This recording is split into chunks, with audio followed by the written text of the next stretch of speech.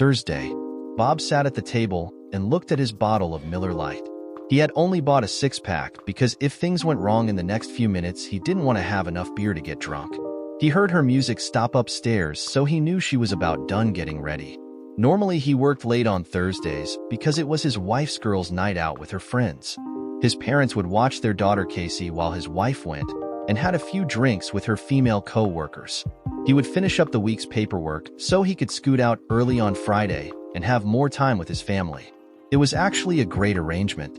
He got some control over his busy schedule. His parents got some time to spoil their 5-year-old grandchild, and his wife got some personal time to relax and commiserate with friends.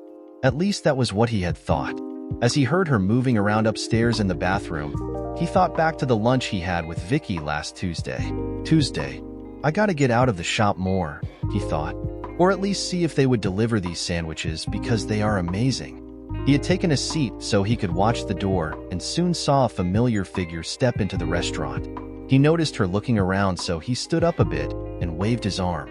She saw him and started walking in his direction. At 31 years old, Vicky was the oldest of the friends his wife went out with. She was also his favorite and the only one who was married. She had a way about her that put everyone at ease without being the doormat of the group.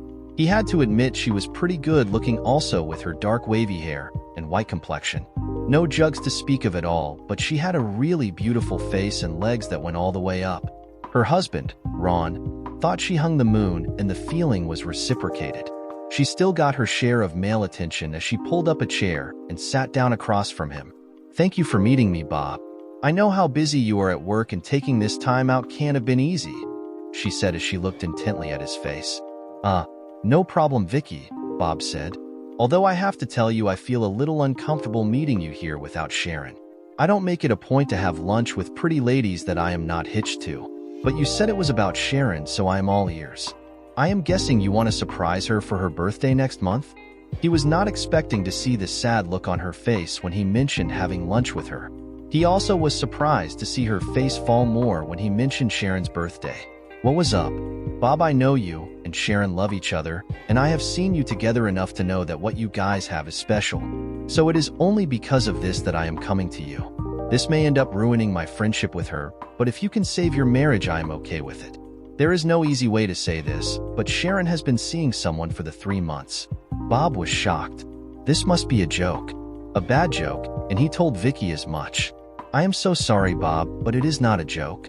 About 2 months ago, after you picked up this project you were working on, Sharon was in a funk.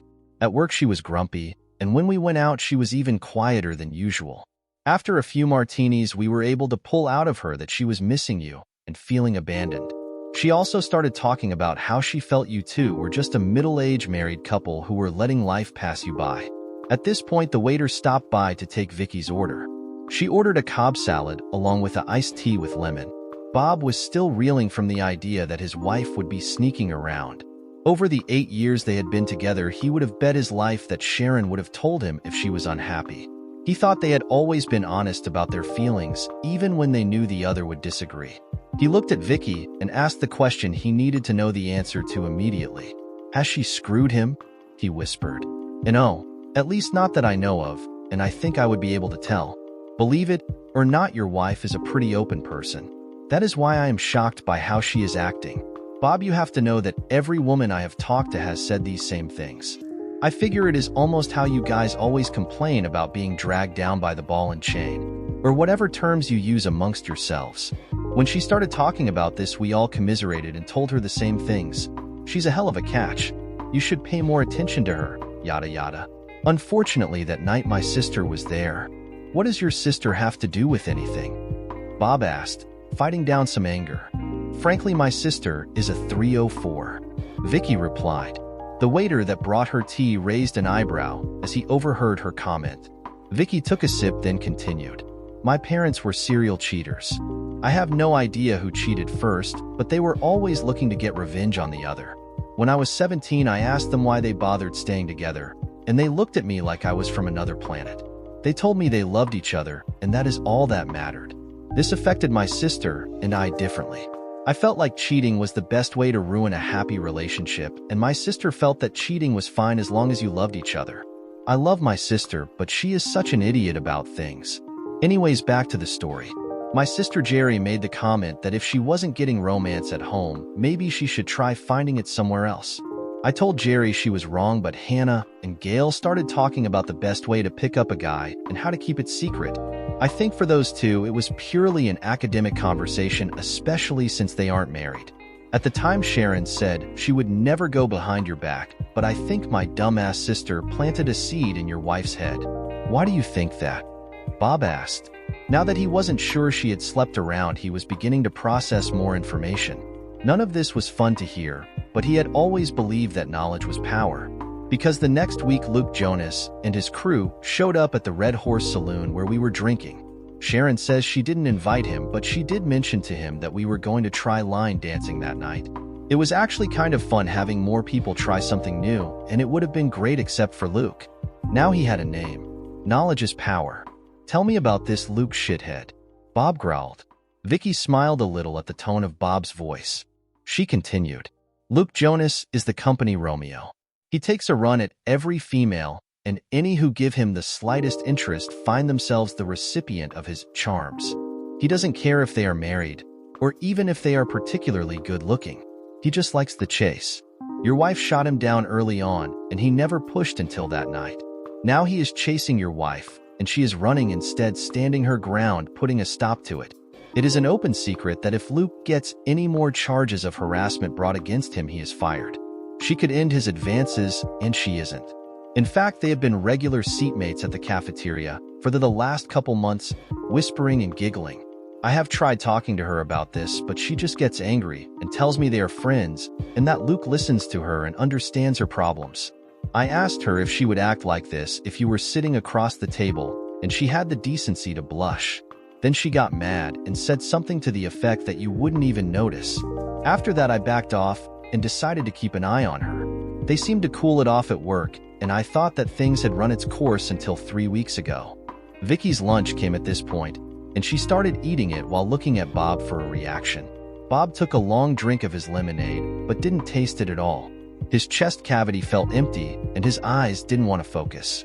He was wondering how she could think that he wouldn't care about her flirting with another man. He knew he had never been overly jealous, but that was because he loved and trusted his wife. And as for not noticing her, he wondered if he had been that distant with this work project. It was going to be a huge payoff, but maybe he had taken it too far.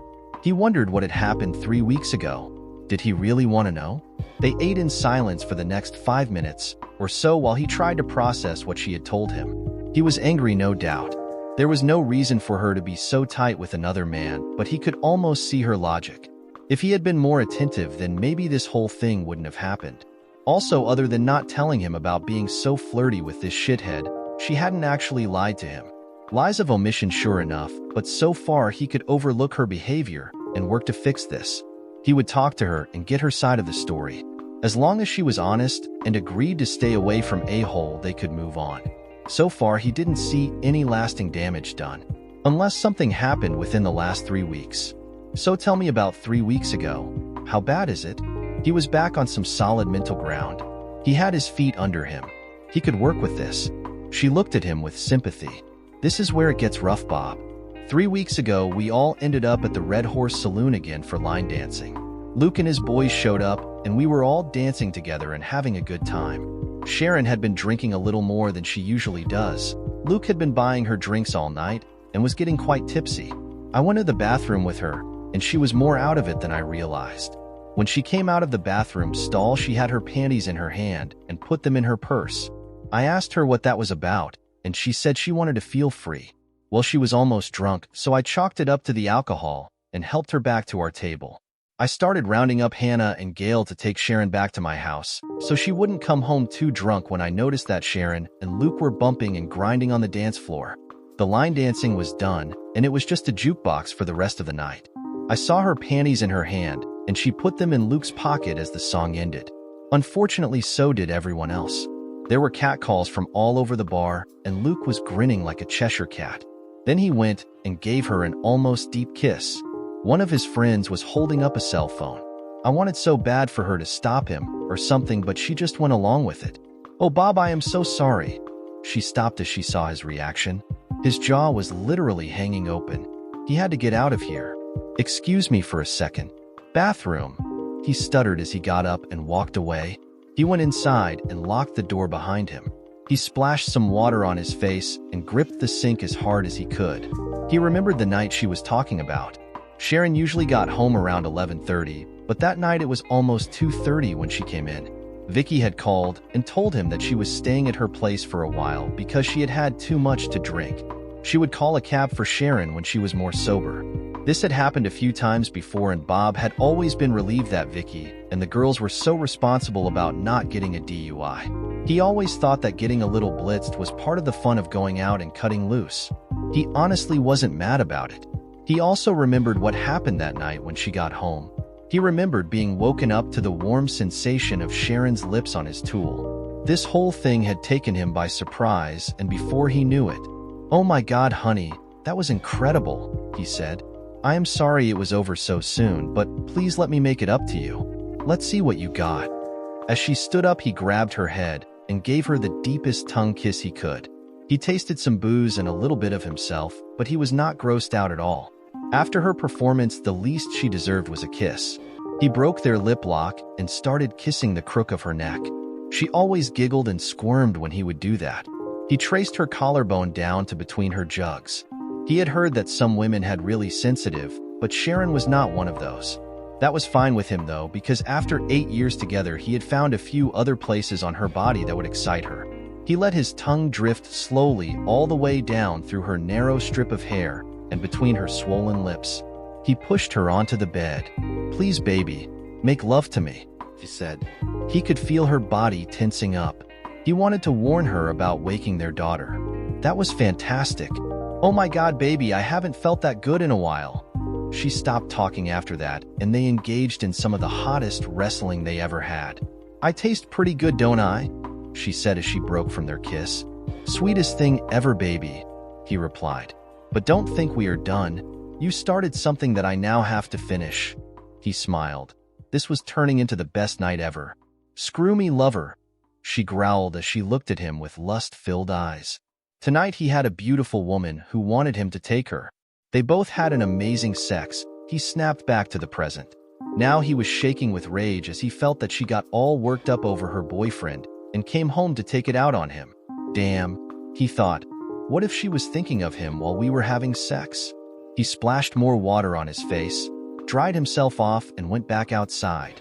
As he sat down, he saw a look of sympathy on Vicky's face, but had no idea how to respond. His sandwich was forgotten on the table. "What else do I need to know, Vicky?" he asked. "Honestly, Bob, that is about all there is.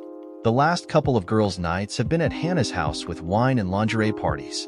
At work, Sharon had been acting very cool towards Luke, even though he has been really sniffing around her. I had thought that it was done, but just yesterday I saw them talking. They shut up when I came around the corner, so I have no idea what they are up to, but I am done with it. I figured you need to know, and maybe you can do something since she is not listening to her friends anymore." The waiter came to bring us our check. He grabbed it before she could touch it and started fishing out his credit card. "I want to see these guys in action together and maybe scare them straight," he said. "Sharon says you guys are going to the Red Horse Saloon this week.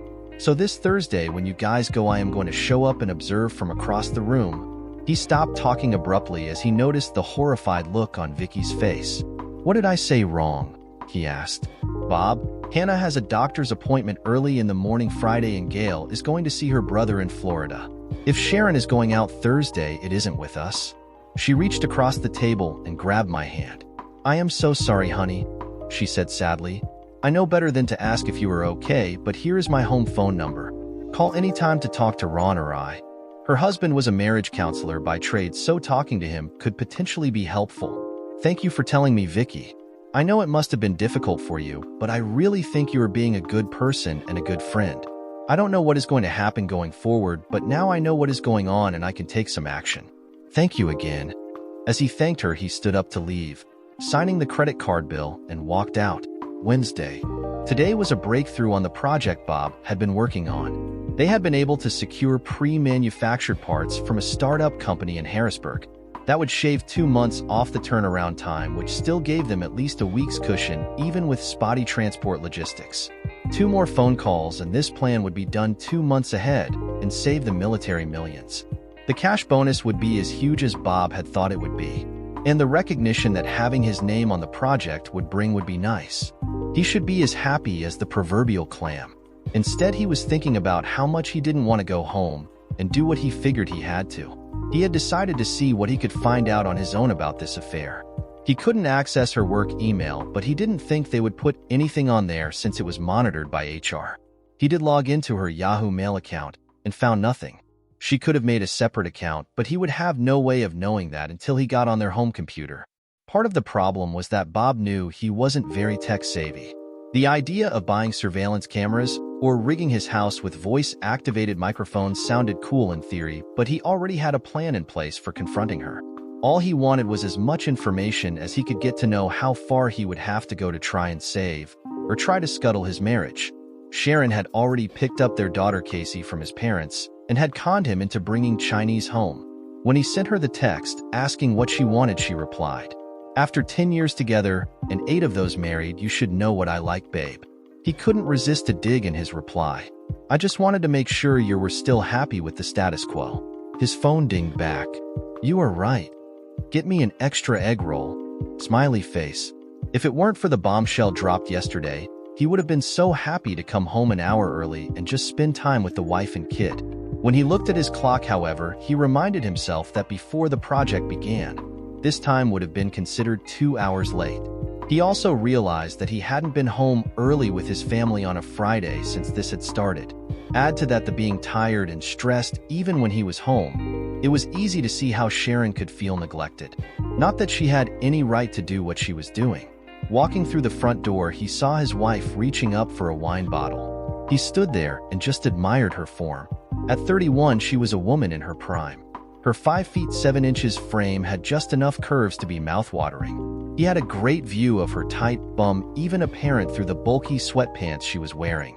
She had her hair pulled back in a ponytail, and when she turned around and hit him with that million-watt smile, he couldn't help but think how damn lucky he was to be with her. Then he remembered. "I am so glad you are home, babe. How was work?" She walked over to give him a nice kiss on the lips. "Pretty good. We had a major breakthrough on some supplies, so we are probably going to be done at least a month ahead of schedule. Baby, I know I have been out of it with this project. I also know that it sucks that I can't talk specifics with you about it due to the fact that it is classified. I just want you to know that you and Casey are the most important things in my life, and I will do everything in my power to protect us as long as I can," he said, looking in her eyes. Did he see a flash of regret or guilt? Or was he just looking for something? This was one of those days he cursed not being able to read people. He was often labeled a straight shooter. He tended to speak plain and direct and expected others to do the same. He knew he could initially come off as abrasive, but when people got to see that he meant what he said and that he would be upfront about things, they actually liked him. His technique had worked for him for his 34 years, and he saw very little reason to change. Until now. "Oh, honey," she replied. "We both love you to death and understand. I will admit I wish you could be plugged into the family a bit more. I get that this is only temporary. It does make me feel so good to hear you acknowledge the fact, though." She almost looked like she had tears forming in her eyes. Was she really this good of an actress? "So can you tell me what getting the project done early means for you?" she asked as she started pulling the food containers from the back. "Well, first and foremost, it means a very significant pay bonus. I don't know how much until the project gets greenlit, but we are not talking chump change. Then there is the fact that handling our first government project and being so damn good at it should get the company more work. My name being lead will also get some government-type headhunters looking to scoop me up. The bosses know this, so I should be able to leverage some pretty good stuff out of them, assuming everything goes the way it should." As he was talking, he tried to eat his sweet and sour pork with chopsticks, but it always takes too long. So he grabbed a fork. "Haven't I told you all this already?" he asked her around a chunk of pork. "Not that I remember, babe," she replied. "All I remember you saying was that you were going to be taking on a big contract that you couldn't talk about, but it should be worth it. Then it seems I haven't really talked to you since then." She looked kind of sad. She perked up. "But it looks like I will have my husband back soon." He looked at her. Time to do a little fishing. So what bar are you ladies hitting up tomorrow night? Should I stop by after work and make sure you all are good to drive home? He asked with what he hoped was a light tone. Actually we decided to hit the Red Horse Saloon for some line dancing. But I think we will be done before you get off work. She looked down at her orange chicken as she said this. His heart broke. Casey chose that time to be done with her egg roll and asked him to read her stories. He picked up his plate and rinsed it off in the sink, then grabbed her up and took her to the living room. For the next hour, he doted on his child, reading story after story until she was fast asleep. He heard snoring from the sofa and saw his beautiful wife curled up with her own book dropped in her lap. He picked up his daughter and walked her upstairs to her bedroom. He put her into her bed and tucked her in. His eyes started filling up with tears as he thought about what the next days were going to bring. He wanted her to remember these good nights with her mother and father and not the rough nights that were likely on the horizon. Wiping away his tears, he walked back downstairs to the couch where his wife was asleep. He kissed her lips gently and pulled a blanket up over her so she wouldn't get cold. Then he went looking for her phone. He found it plugged into the wall on the nightstand in their room. He swiped up, left, and right to unlock it and started looking through her texts. It didn't take long to find what he was looking for. Scrolling back, he saw they started about 3 months ago. Hey pretty lady, it was fun seeing you girls out dancing last night. Same here. Bob works late on Thursdays and the in-laws watch the Rugrats so we can have girl time. Your hubby is a good guy letting you get out of the house every once in a while. Yes, he is great. For the next few weeks, all the texts were pretty harmless. Then this exchange. Vicky read me the riot act today about our lunch breaks. I was pissed, but she has a good point. I don't want people to get the wrong idea about us. It is just harmless talking. We aren't doing anything wrong. She asked if Bob would be okay with how we were acting, and that made me think that we are maybe sending out the wrong vibe. Besides, I don't need to be sharing all my problems with another guy. I am going to try to talk to Bob. I understand. But if you can't get his attention, you know where to find me. I will even buy you dinner if needed. Just as friends. Bob didn't remember her trying to talk to him about anything, but that also could have been the time that he found out they needed what was essentially food-grade stainless steel for the application. He spent days trying to track down a supplier that could manufacture the quantities they needed. During that time, you probably could have dropped a bomb on him, and he wouldn't have noticed. So far, all the texts were harmless from her end, he figured. It was pretty obvious that Asshat was playing her, though. How could she not see this? He scrolled down to see the next set of texts. You need to give those back today. What are you talking about, smiley face? You know damn good and well. My friends are so pissed at me right now, and I don't blame them. If Bob finds out how much of a 304 I was acting like, he may leave me. So you don't want me to show him the video? Smiley face. What video? You can't let anyone at work see that. Sam was there, and he took a video on his phone. I will make sure he deletes it. You will owe me though, smiley face. Fine, I can't lose Bob. Not after last night. What happened last night? It is really none of your business. Was he pissed off you got home late and drunk? LMAO, hell no, let's just say there was some serious world rocking going on and leave it at that. Smiley face. So some dirty dancing with me got you all worked up for your hubby? He should be thanking me, smiley face. You are being a jerk. Last night was off the charts, and it was because Bob and I love each other. Now give me my panties back and make sure that damn video gets erased. Shit, that sentence makes me sound like such a 304. Bob deserves better than me. No, he is lucky to have you. He wasn't there to keep an eye on you, was he? I am sure he is a great guy, but you go out by yourself a lot. I don't need anyone to keep an eye on me. Just be the friend you claim you are, and take care of what I asked, please. Sorry. Of course I will help you, and then I let you buy me dinner. Smiley face. Just make sure no one sees that video, and I will do whatever you want. Nothing until last Monday. I heard ladies' night was canceled. How about that dinner? Smiley face. Not a good idea. So sorry. Oh, come on. Hubby is gonna be at work, and the girls are leaving you alone. One night out with a friend, and we can chat about stuff like we used to in the cafeteria. Besides, you owe me, smiley face. Fine, I will meet you at the Red Horse at 8. Nope. Smiley face, meet me at the TGIF that is in the Sheraton Hotel. They have great drink specials, and I don't want to be yelling over a bunch of drunken idiots. I will be getting a room in case we drink too much. Fine, but this is just a couple friends having dinner. And I do owe you for making sure that video never got out. Got it is bad enough that people from work heard about it. Don't worry about it. I watched Sam delete the video, and soon someone else will do something scandalous, and you will be fine. See you at 8. There it was. Probably the end of a marriage. How many times do you see your wife accept a date with another man at a restaurant or bar in a hotel? How can this possibly go well? How could she possibly think that sex wasn't on the table? He closed out the text messages and plugged the phone back on the charger. He got undressed and slid into the bed alone. Sleep was a long time coming.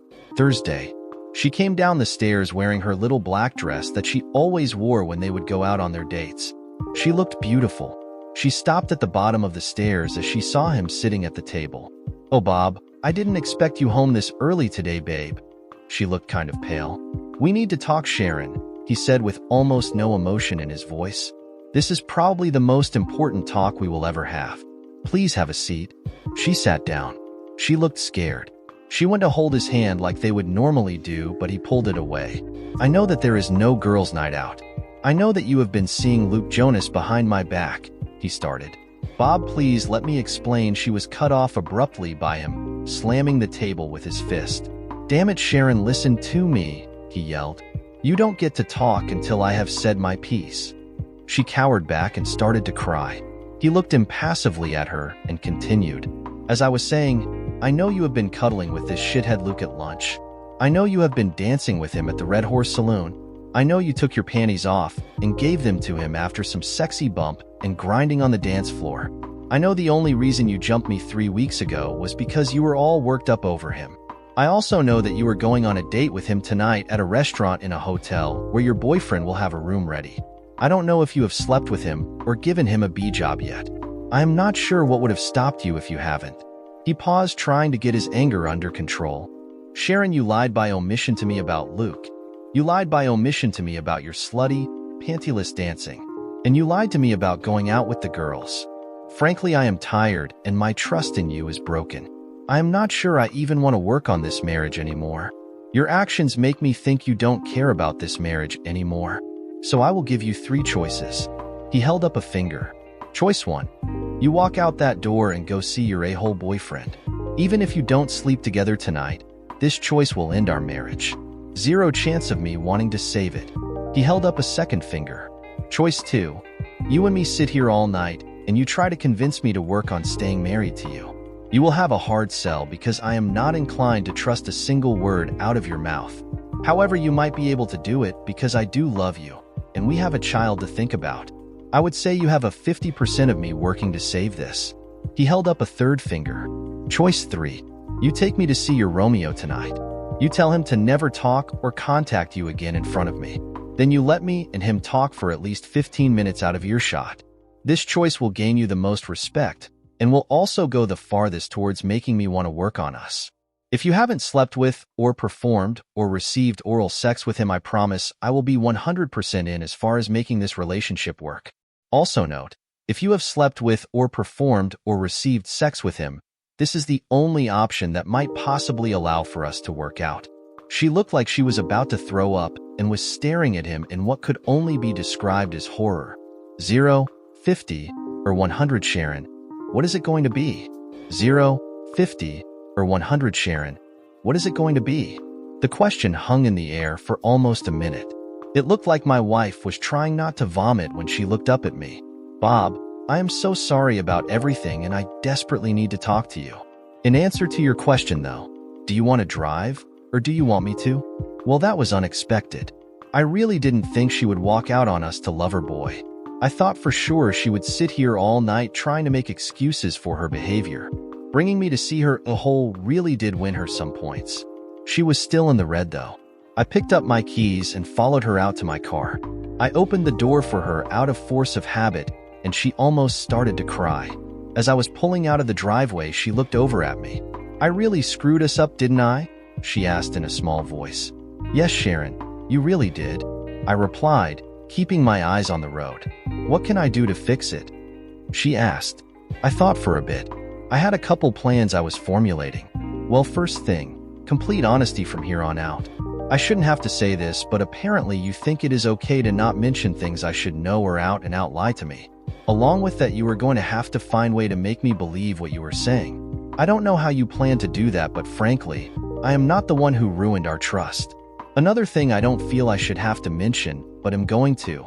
He is dead to you. If we stay together, you do not talk to him during work. You do not ask him how his day is going. If he shows up at a bar you are at, you leave. If you cannot leave, you call me immediately.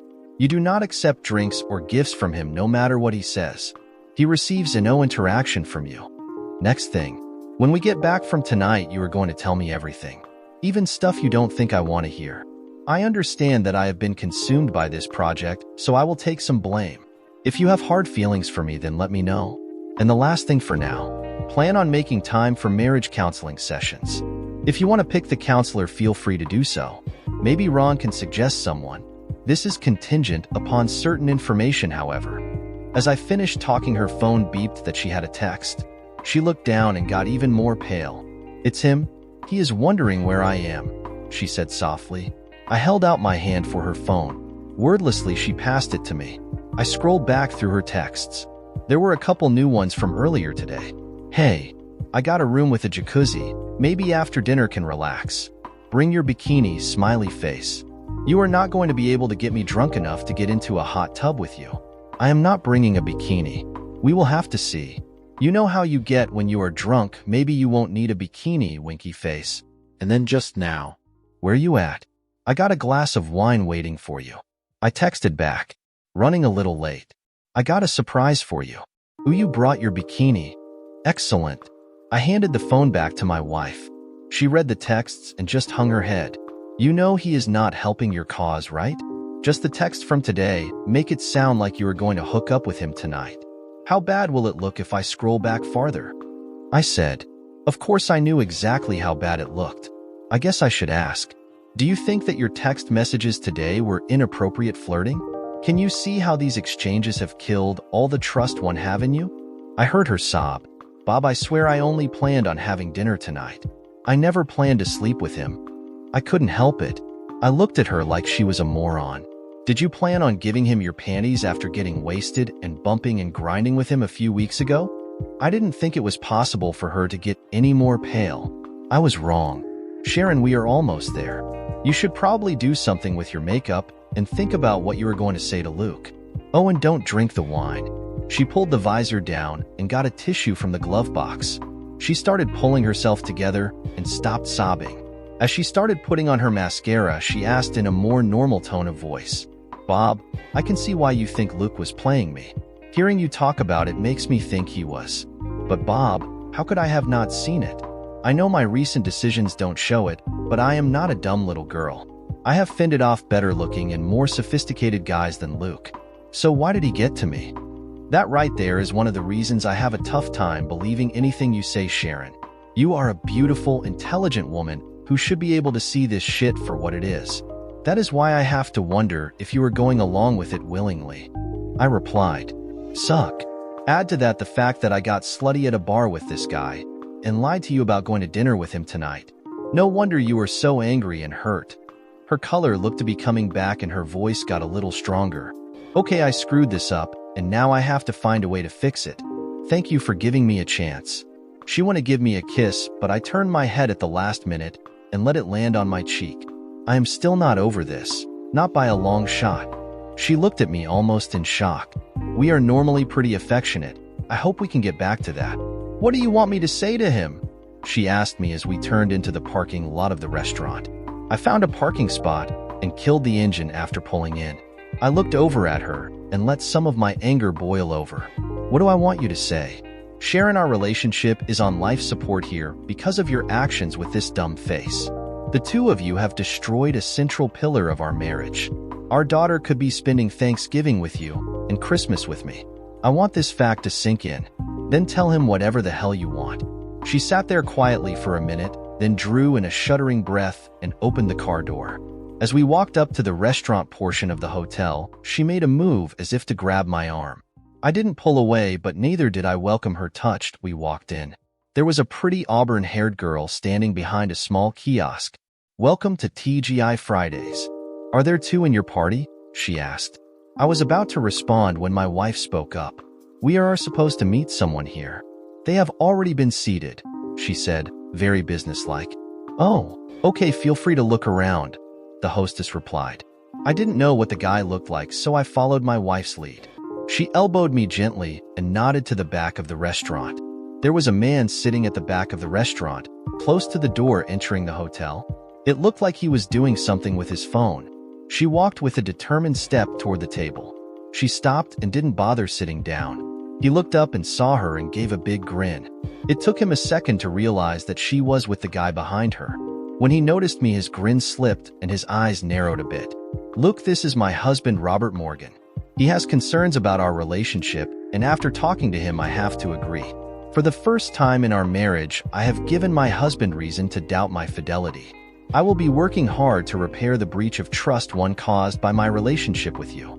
From this point on, I want nothing to do you. You have no reason to call me, text me, or otherwise try to communicate with me. I acknowledge my part in letting our relationship get to this point. Now I choose to end it. My husband knows about my reprehensible actions at the Red Horse Saloon. I will be doing everything I can to save my relationship with my husband, including informing HR first thing tomorrow about the entire situation. I will tell them that any attempt to talk to me about anything not directly related to our work will be considered unwanted attention. Now I am going to sit at the bar while my husband has a chat with you. As she turned away, she planted a huge kiss right on me before I could react. She looked into my eyes for a second. I am so sorry, she whispered. I couldn't help but check out her bum as she walked over to the bar. That went better than I expected. As I slid into the booth across from the disconcerted playboy, I couldn't help but size him up a bit. Dark hair, thin build, and dressed to perfection. I guess he would be considered attractive, but I have never been good at looking at guys. He was probably about as tall as me, although it was tough to tell because he was seated. I couldn't help but notice that he kept glancing at the glass of wine that was sitting across the table from him. This almost confirmed my suspicions. This was the time to play it cool. I knew roughly what I wanted to have happened, but I was having to make some of this up as I went along. Thinking on my feet was not one of my strengths. And here you thought that your surprise was her in a bikini, I said with a half smile. You really think she told you everything? He replied with a smirk. Now that Sucker was in front of me, I felt calm. This was a problem I could handle. Actually, I do. I have known that woman for 10 years, and I have been married to her for 8. I think I have a better handle on her than some pretty boy who has been taking a run at her for 3 months. I kept the smile on my face. The waiter came by and asked for my drink order. I ordered a double Johnny Walker Black on the rocks.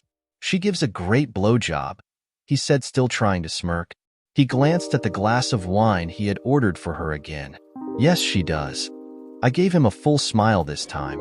But I don't think you are talking from experience.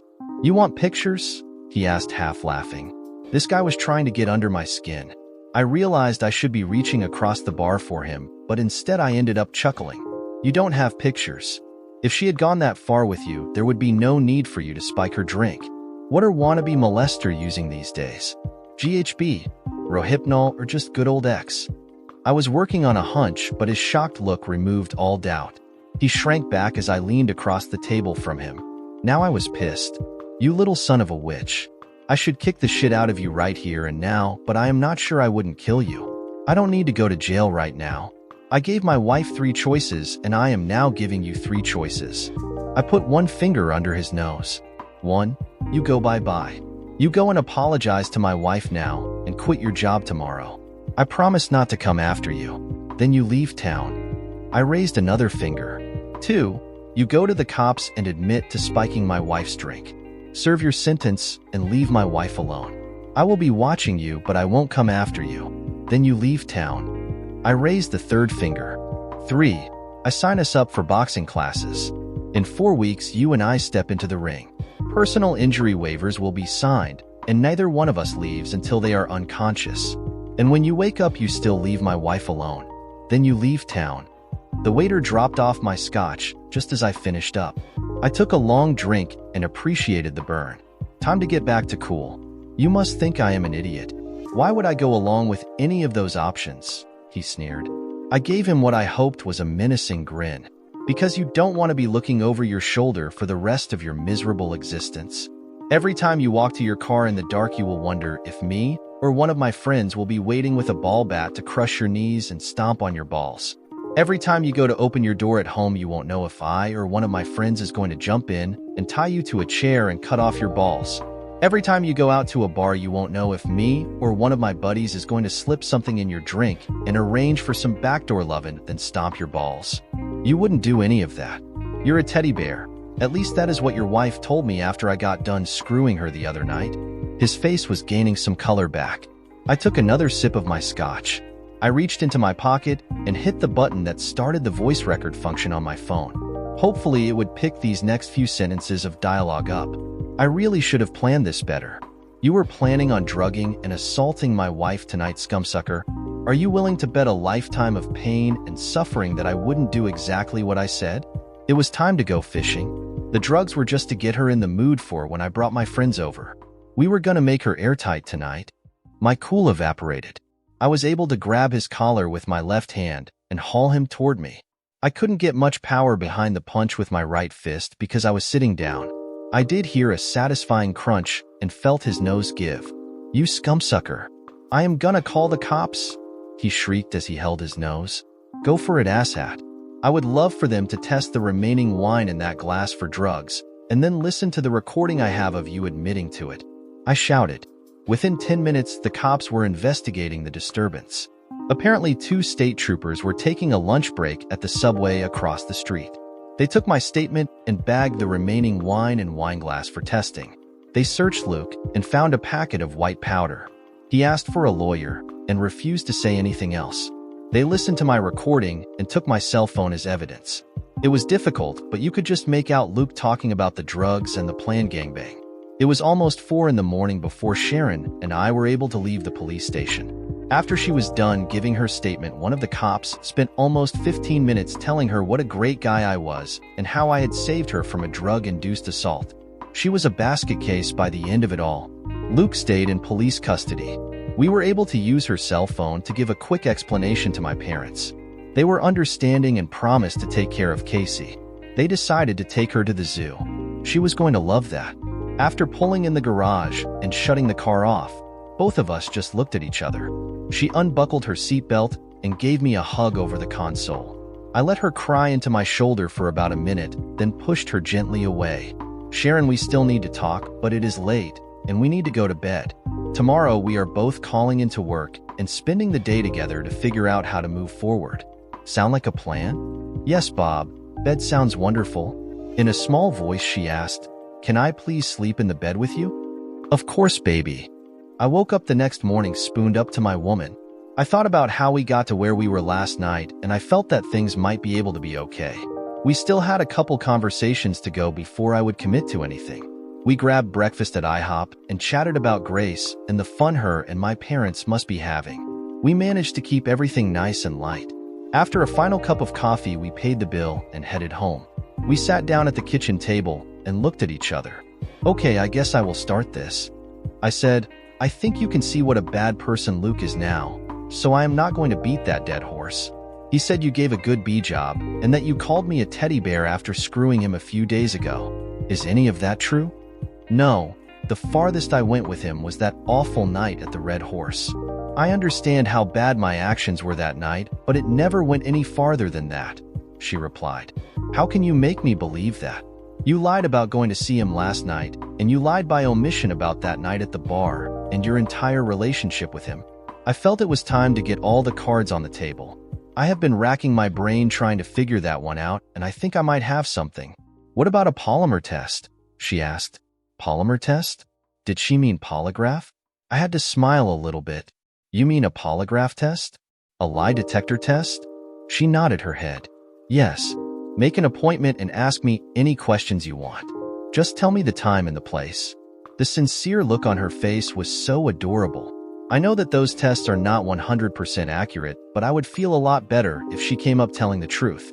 I will see what I can do. It might take some time to get it set up, but that is a good idea. Actually, more than I would have thought, I replied. She smiled. Okay, that is a good start, and we will revisit the extent of your affair later.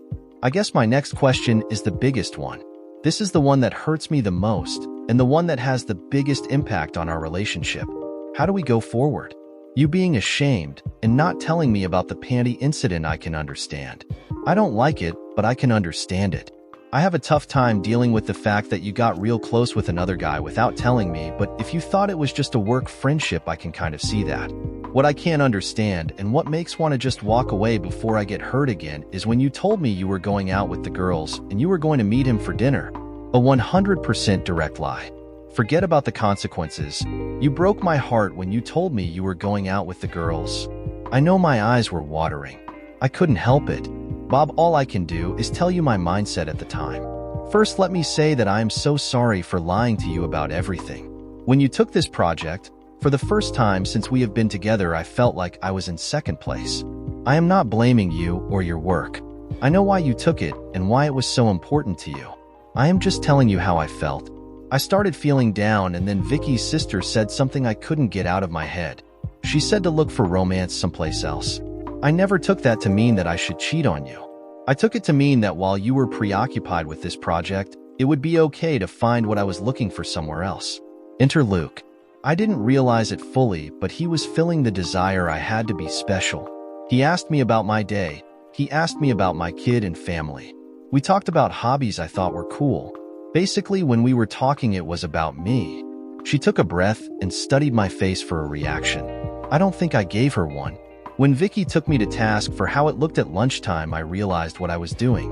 I was using Luke to get what I felt I couldn't get from you. And honestly, I did cool it off. At the time, I thought he was just being a friend, but I wanted to get things right with you. The night that things got crazy, I didn't invite him or his friends. I got there early and they showed up before the rest of the girls. Luke was buying drinks for everyone, including me.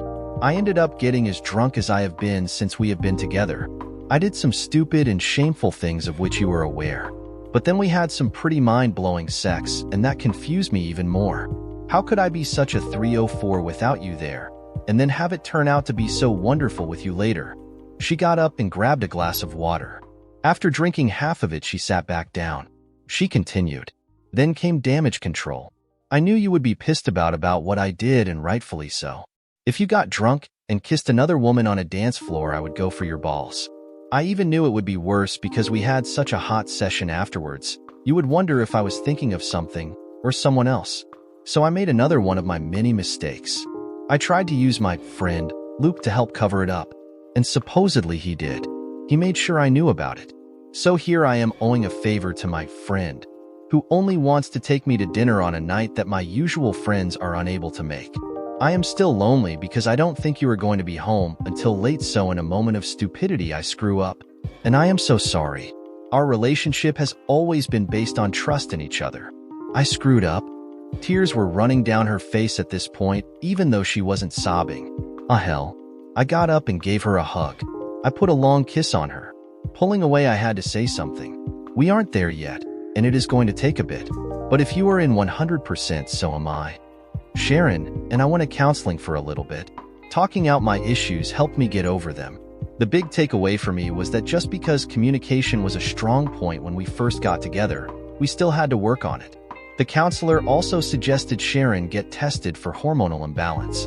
31 years old was a bit early to worry about it, but not unheard of, and after a few tests and changing her birth control, she felt better. Unfortunately, I can't say that we are back to where we were, but we are back to good. The polygraph test showed her to be truthful about all the difficult questions I asked. As for the little nagging in my head about the veracity of those tests, well, I can live with that. I did actually sign up for boxing lessons. Sharon got interested in self-defense classes being taught there, and Thursday Girls Bar Night became Thursday Girls Self-Defense Night. Sharon decided to sign us up for martial arts classes. She is a natural, and I can barely hang with her. Sparring together is the best foreplay we have found. The project came in 6 weeks ahead of schedule and under budget. My company is now playing with the big boys when it comes to government contracts. They tried to move me to a vice presidency position, and I turned it down because it required too much travel. Instead, I basically created a special projects division and now head that. It came with a new office and executive assistant. My new executive assistant has the nicest bum and a megawatt smile. So far, Noon has complained about me and my wife working together. As long as we make money, I don't think anyone will. Most of the $38,000 bonus for my initial project went into the college fund for Casey. However, I kept enough out for an all-inclusive resort week with my wife. My parents were actually ready to give my daughter back when we got home. I got a misdemeanor assault charge for punching the shithead. Best $300 and 40 hours of community service I have ever spent. Luke got 3 to 5 years for attempted assault and possession of a controlled substance. The white powder was GHB. He also got the shit kicked out of him when he was walking to his car at night. No, it wasn't me. Apparently, Luke had done the date assault drug trick before and one of his victim's brothers caught up with him. The guy got 2 to 3 for felony assault. I put $50 a month in his prison commissary account. Dear listeners, please share your thoughts in the comments section below and don't forget to like, share, and subscribe.